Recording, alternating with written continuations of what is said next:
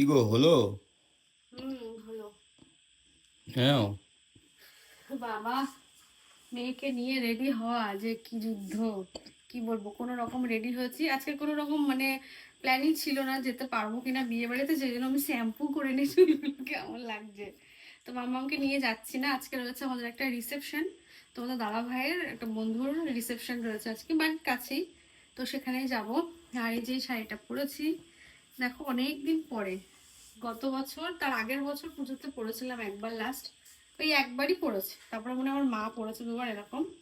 তো মামাকে রেখে যাচ্ছে, ওকে নিয়ে গেছে ওর মামা। কিছুতে এবারে বুঝে গিয়েছে আমি রেডি হয়েছে, বুঝে গিয়েছে আমি কোথাও একটা যাবো।